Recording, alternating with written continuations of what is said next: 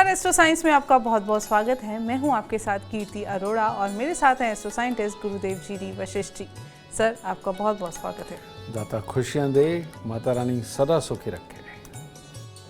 यूं तो ज्योतिष में पापी ग्रह राहु, केतु, शनि और शुक्र माने जाते हैं, लेकिन यहाँ ये समझ लेना बहुत ज़रूरी है कि कई बार ये ग्रह आपके लिए उपयोगी भी होते हैं और आपके उत्थान का कारण भी बनते हैं। ऐसे में केवल इन्हीं ग्रहों पर आरोप नहीं लगाया जा सकता, लेकिन ज़्यादातर इन ग्रहों का प्रभाव नकारात्मक ही देखने को मिलता है। ज्योतिष में किन्हें कहा जाता है क्रूर और पापी ग्रह, जानेंगे इनके बारे में और इनकी शांति के उपाय के बारे में भी। इसके साथ साथ आपकी राशि के पूरे दिन का हाल भी हम जानेंगे। गुरुदेव, सबसे पहले हम आपसे जानेंगे राहु ग्रह के बारे में। राहु को पापी ग्रह क्यों कहा जाता है और कुंडली में राहु अशुभ है तो क्या किया जा सकता है? इसमें अकेला राहु का मैं क्या बताऊं बेटा, जो तुमने आज ये टॉपिक रखा है इसको पूरा क्लियर करना बहुत जरूरी है।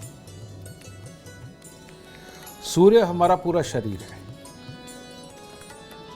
चंद्रमा हमारा मन है और शरीर के अंदर 70% पानी, ये सारा चंद्रमा है।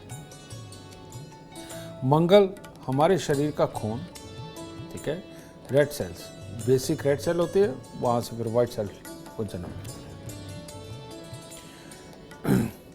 बृहस्पति हमारी श्वासिक प्रक्रिया और उस श्वास को लेते हुए याददाश्त की प्रक्रिया, सहन शक्ति वाली प्रक्रिया, ये बृहस्पति है। बुध कॉमन होता है, वो पापियों के साथ बैठा पापी और इनके साथ बैठा तो इनके जैसा।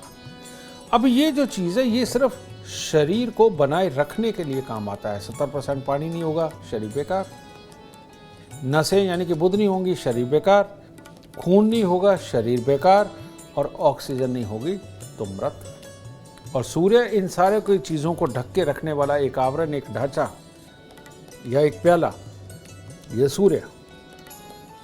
तो ये जो ग्रह हैं ये मिलकर के, ये 5 ग्रह मिलकर के बेटा एक शरीर बनाते हैं। इसीलिए पंच तत्व बोला जाता है, ठीक है।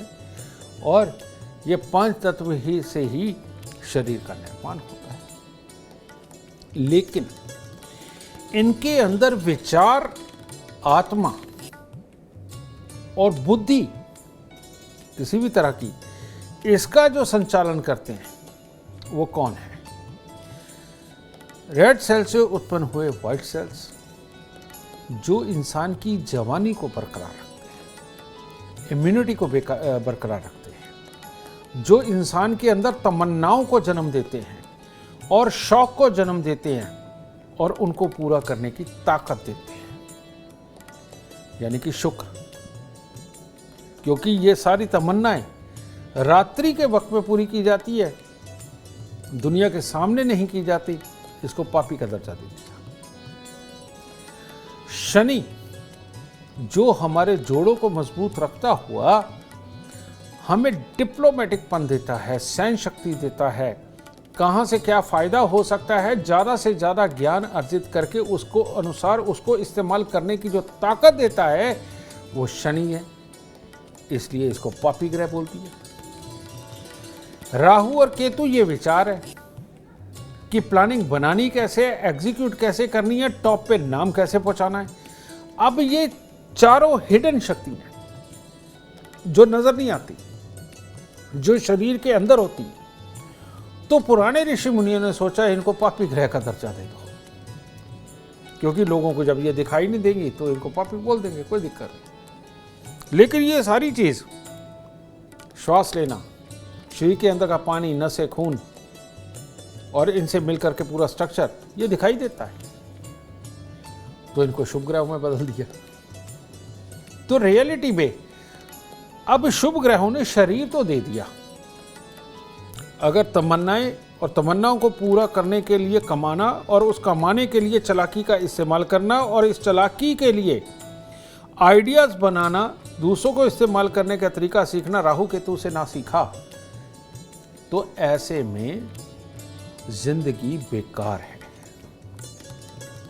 तो होना तो ये चाहिए था कि ये जो हिडन शक्तियां हैं, शुक्र, शनि, राहु, केतु, मेरे हिसाब से तो इनको शुभ कहना चाहिए था, या इनको इस शक्ति से, ये जो बाकी के पॉइंट है, इन शक्ति से बड़ी शक्तियां इनको घोषित करना चाहिए था, लेकिन इनको बेचारों को पापी ग्रह बना के रख दिया। कारण ये दिमाग का इस्तेमाल करवाते हैं, और दिमाग का इस्तेमाल करवा के शरीर का इस्तेमाल पूरी तरह से होने नहीं देते, यानी मेहनत नहीं करने देते। तो उसके कारण बैठे बैठे शरीर बेकार हो जाता है, शायद इसलिए इनको पापी बोल दिया। इसीलिए अमीरों की बीमारी शुगर, अमीरों को बीमारी हार्ट अटैक, अमीरों की बीमारी मोटापा, ये सारी चीजें समझ गए ना। तो ये जब चलते हैं ना, तो ये शरीर को नहीं चलने देते, क्योंकि दिमाग तो इन्हीं में लगा हुआ होता है, और बुद्धि ही जो कहेगी उसी के अनुसार चला जाएगा। तो शरीर की जो इम्पोर्टेंस थी पुराने समय में थी, जब आपको तलवार लेके खड़ा होना होता था, जब मुकाबला करना होता था, भारी भारी सामान उठाना होता था, तब शरीर की इम्पोर्टेंस थी, और ये उस वक्त में ज्योतिष बना, ठीक है। और ये जो चुस्ती, चालाकी, तेजी, जो साम दाम दंड भेद के पैसे कमा लेना पुराने समय में बुरा माना जाता था। राजा सीधा फांसी पे लटकाता था, और मोहल्ले वाले मार मार के निकाल देते थे ऐसे इंसान को।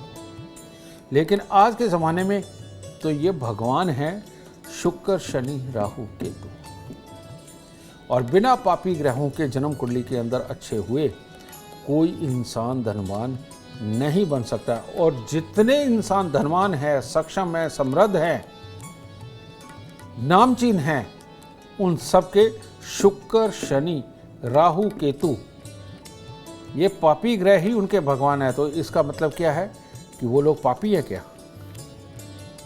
जो सुखी हैं, समृद्ध हैं, धनवान हैं, इसका मतलब उनका नाम भी पापी होना चाहिए, ठीक है।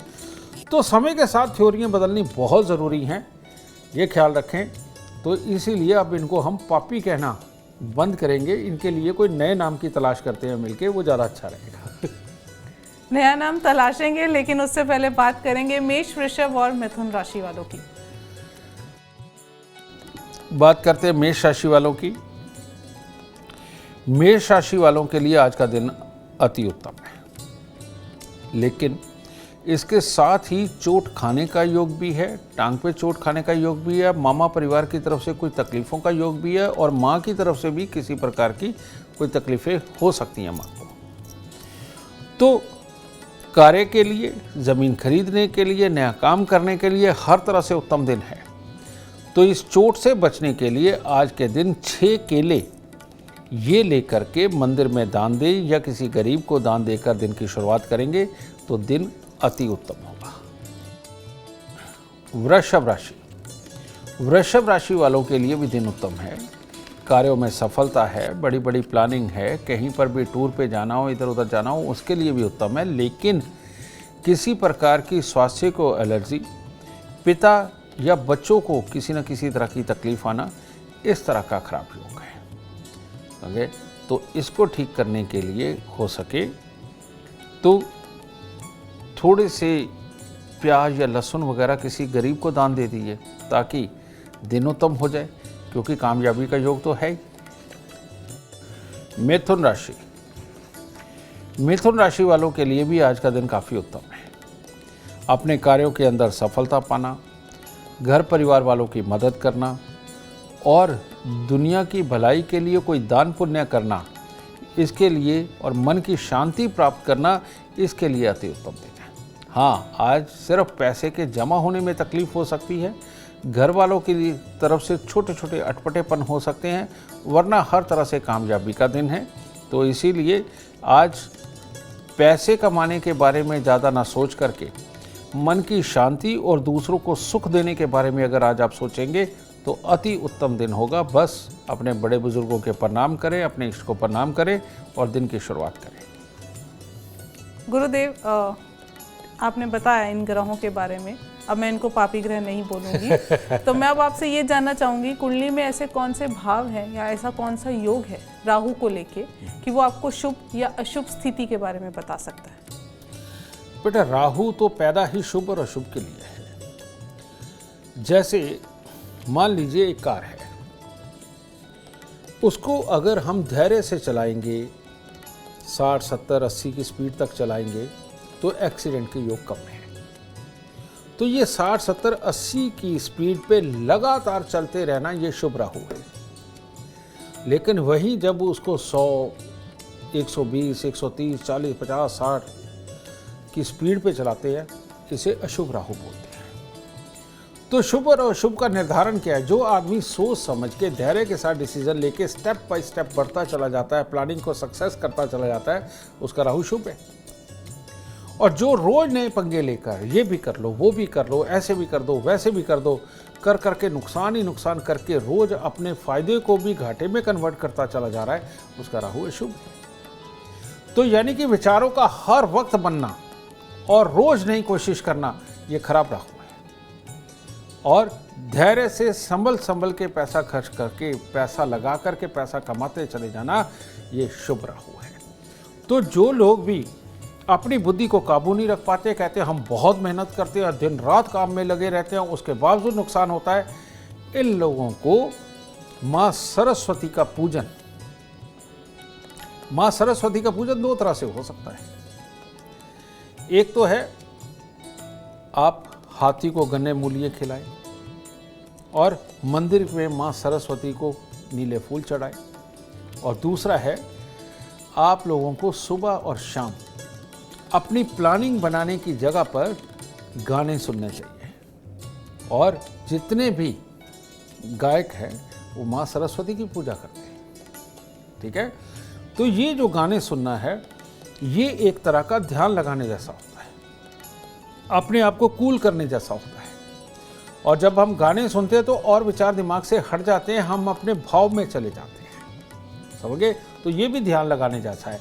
तो राहु को अगर शुभ करना है तो सुबह शाम गाने सुनिए, सहजता के साथ काम करिए, नुकसान होने बंद हो जाएंगे। अशुभ राहु भी शुभ बड़े आराम से किया जा सकता है। और चांदी धारण कर लीजिए ताकि जल्दबाजी बंद हो जाए। आपकी कुंडली में राहु शुभ है या अशुभ, इसके लिए आपको जानना है तो एस्ट्रो साइंस ऐप डाउनलोड करना बिल्कुल ना भूलें।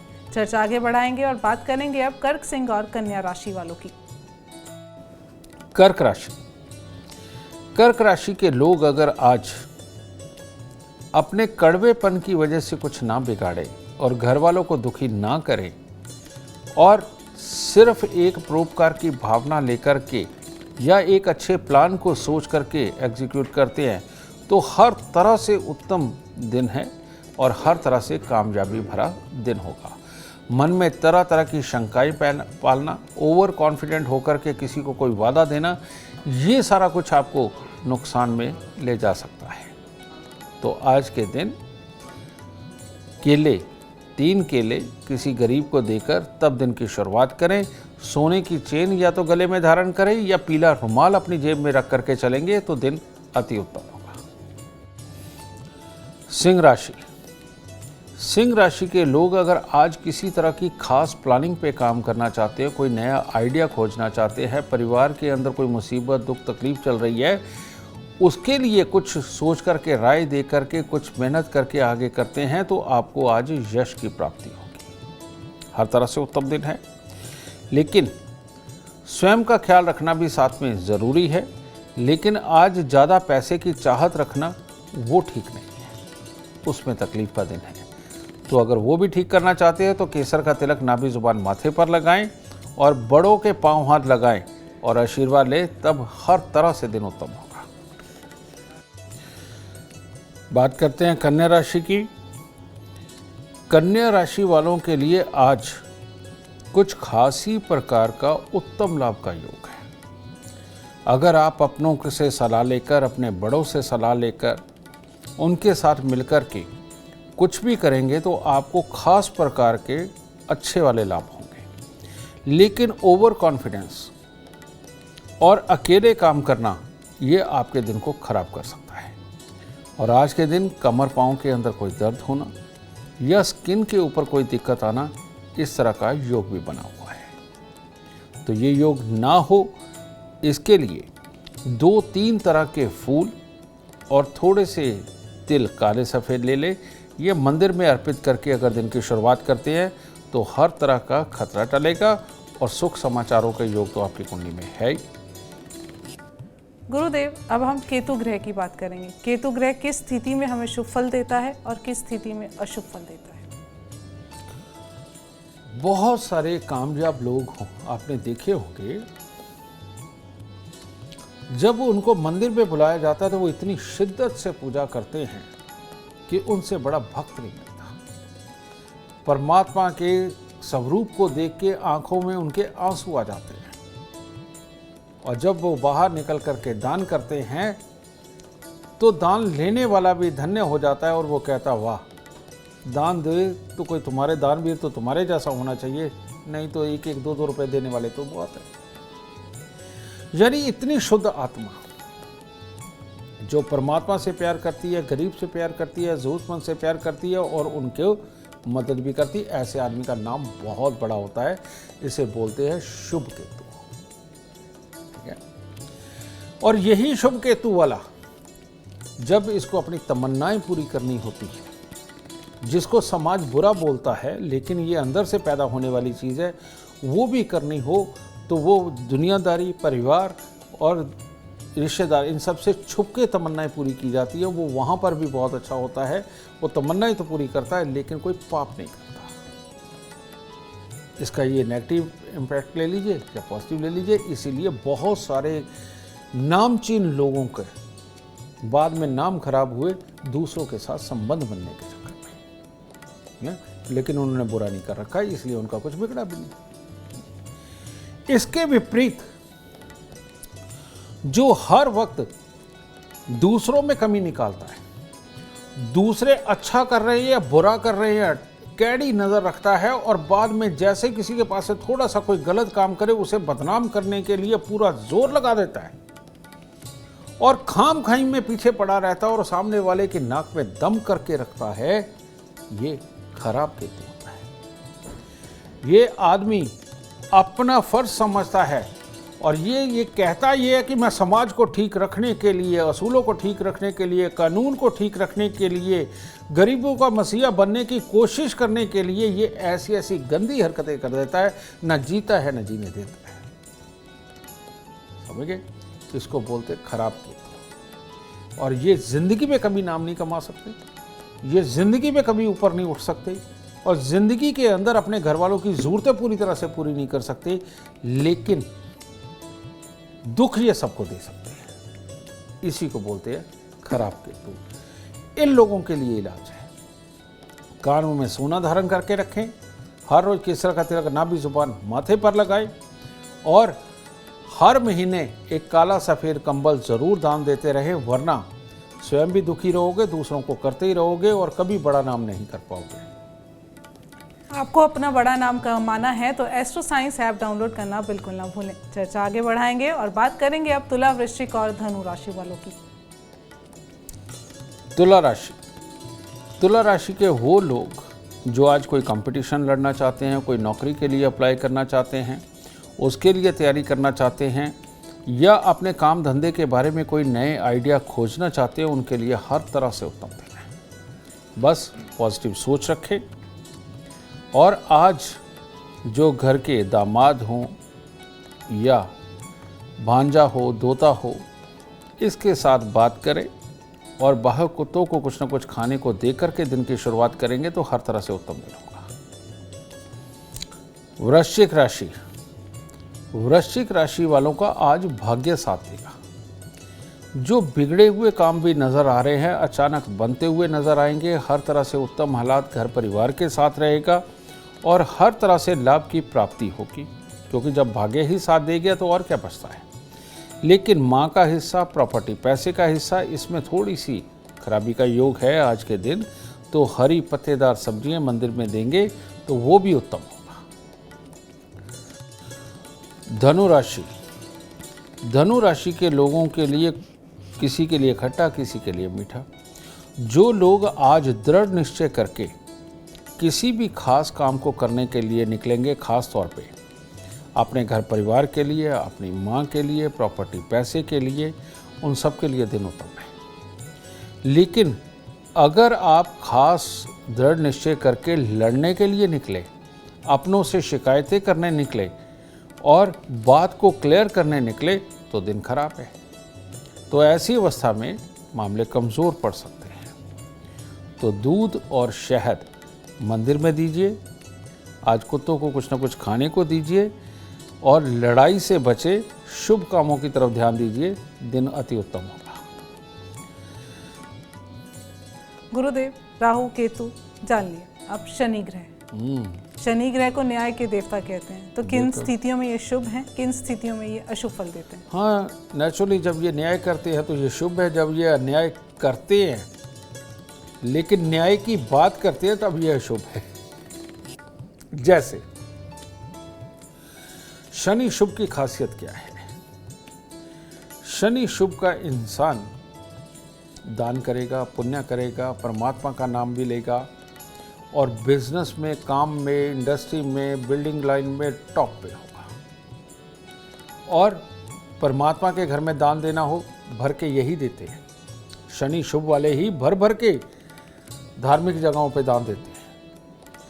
और ये शनि शुभ वाले सबका भला सोचने वाले होते हैं, लेकिन ये आत्मज्ञानी होते हैं। इनको पता है कौन सा मेरा भाई बहन काबिल है, कौन सा मेरा भाई बहन नाकाबिल है। ये नाकाबिल को उसके जैसा काम उनको करवा के देते हैं, काबिल को उसके जैसा करवा के देते हैं। तो ये लोग ही सही मायने में धरती पे भगवान वाली भूमिका निभाते हैं, जिनका शनि शुभ होता है। समझ, भगवान के बाद अगर कोई देनदाता बनता है तो वो शनि शुभ वाला ही होता है, बृहस्पति सूर्य मंगल सूर्य वाला नहीं होता। ठीक है, तो ये शनि वाले यही बड़े बड़े इंफ्रास्ट्रक्चर के मालिक बनते हैं। और शनि अशुभ वाला कहानी तो ये सुनने वाली है, और वो क्या है? इसका काम है हर काम में कमियां निकालना। जो भी इंसान आसपास के माहौल के अंदर ठीक ठाक कुछ कर रहा है, ये उसके अवगुणों को नोट करता है और ये सारा दिन सबके अवगुण नोट करने में इतना बिजी हो जाता है कि दोस्तों के बीच में बैठ के उसकी चर्चा का विषय यही होता है। जैसे अपने इलाके का एमएलए, अपने इलाके का काउंसलर, अपने इलाके का प्रधान, अपने पड़ोस के अंदर बैठे हुए जो मंदिर का प्रधान, इसका काम है इन सब के अंदर कमियां निकालना।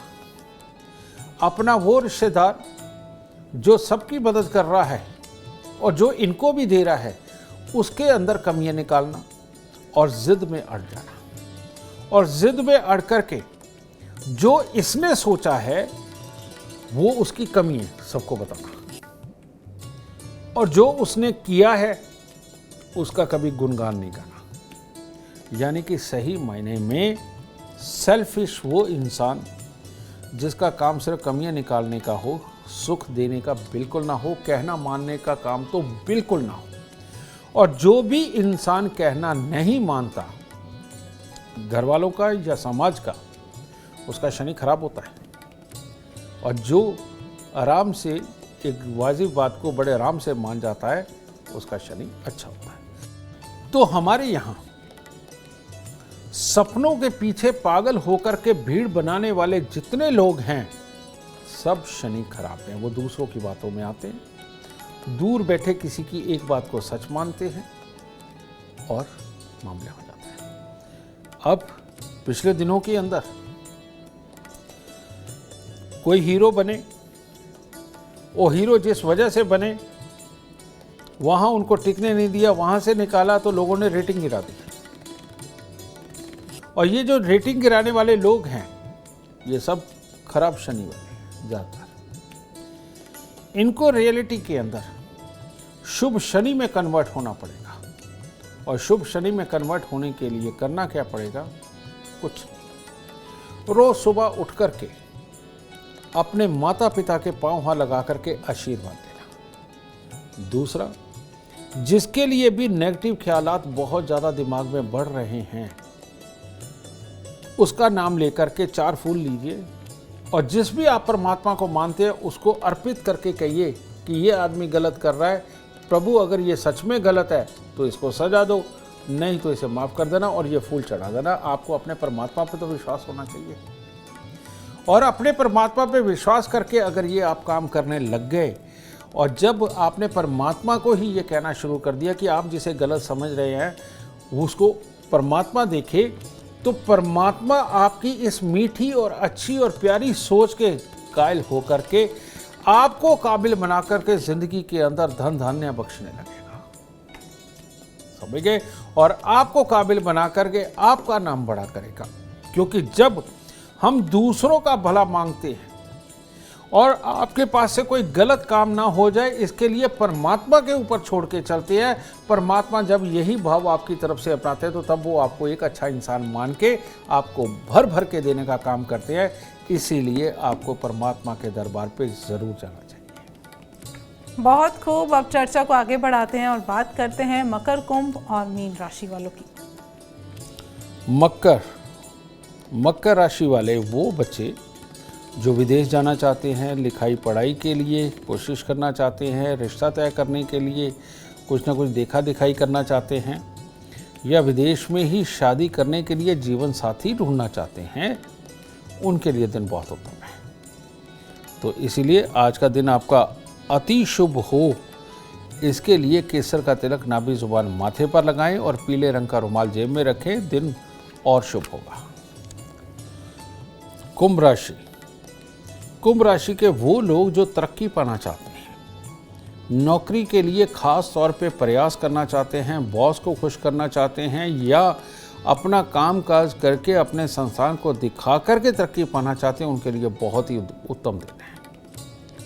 बस अपनी कड़वी जुबान से परहेज करना है। कहीं पर भी फालतू की एक्सरसाइज यानी कि शारीरिक कोई ऐसी हालात ना पैदा करें जिससे कि कोई लचक आ जाए शरीर के अंदर और कोई दर्द बन जाए, इससे बचना है। और कड़वी जुबान से बचना है, ओवर कॉन्फिडेंस से बचना है। दिन हर तरह से उत्तम है और हर तरह से किस्मत साथ देगी। मीन राशि वालों के लिए भी अति उत्तम दिन है। आज के दिन किसी भी तरह के हल निकालने हो, अपने सुख के लिए कोई नई भविष्य में प्लानिंग करनी हो, और ख़ास तौर पे बिजनेस से रिलेटेड या लिखाई पढ़ाई से रिलेटेड या किसी भी प्रकार के ज्ञान को खोजने से रिलेटेड किसी भी तरह के कार्य करने हो तो बहुत उत्तम है। और अगर प्रेम संबंधों की बात हो तो उसके लिए भी बहुत ही अच्छा समय है। और आज के दिन प्रेम विवाह की बात अपने घर वालों से करनी हो उसके लिए भी अति उत्तम दिन है। तो आज के दिन थोड़े से केले का दान आपका कल्याण करेगा। गुरुदेव, अब हम शुक्र ग्रह की बात करेंगे। किस स्थिति में शुक्र ग्रह शुभ फल देता है और किस स्थिति में शुक्र ग्रह अशुभ फल देता है? इसका सिंपल सा लॉजिक, जिस भी इंसान के अंदर बीमारियों से लड़ने की क्षमता है उसका शुक्र शुभ है, और जिस इंसान को बार बार बीमारियां हो रही हैं, क्योर नहीं होती, ठीक होकर के फिर बीमार हो जाते हैं, उनका शुक्र अशुभ है। और अशुभ वालों को पंचामृत परमात्मा का अभिषेक करके उसका सेवन करना चाहिए। फल उनको रोज़ ज़रूर खाने चाहिए परमात्मा पे चढ़ा के। चूने वाला मीठा पान उनको ज़रूर खाना चाहिए। और फूलों से बने हुए जो खाद्य पदार्थ है जैसे गुलकंद वगैरह, ये ज़रूर सेवन करने चाहिए। और जो इंसान भी इस तरह से, और सबसे उत्तम है तरह तरह के मुरब्बे, अगर ये बना के खाता है तो शुक्र इसी से ही अच्छा हो जाता है। इतना छोटा सा जवाब है इसका, और इसी से आदमी स्वस्थ हो जाता है और शुक्र अच्छा हो जाता है। बहुत खूब। उम्मीद करते हैं आपको आज का एपिसोड अच्छा लगा हो और गुरुदेव की बताई बातें आपके काम बना दे। अगर आप जीवन में सफलता चाहते हैं, अपार धन और लाभ चाहते हैं तो गुरुदेव के बताए उपाय जरूर करें। उम्मीद करते हैं आपको आज का विषय पसंद आया होगा। कल आपके सामने लेकर आएंगे एक और विषय जो आपकी कॉम्प्लिकेटेड लाइफ को बना देगा आसान और खुशियों से भरपूर। अगर आप हमारे गुरुदेव से मिलना चाहते हैं या पर्सनली उनसे बातचीत करना चाहते हैं तो आप हमें कॉल कर सकते हैं। हमारा नंबर है 9999900522। आप भी जीवन में सुख समृद्धि और खुशहाली चाहते हैं और चाहते हैं कि आपके दुखों का हमेशा हमेशा के लिए अंत हो जाए, इसके लिए एस्ट्रो साइंस ऐप डाउनलोड करना बिल्कुल ना भूलें। फिलहाल समय हो गया है आपसे इजाजत लेने का। आप बने रहे हमारे साथ और हमारे एस्ट्रो साइंटिस्ट गुरुदेव जी डी वशिष्ठ जी के साथ देखना ना भूलें एस्ट्रो साइंस, रोजाना सुबह 8 बजे। नमस्कार।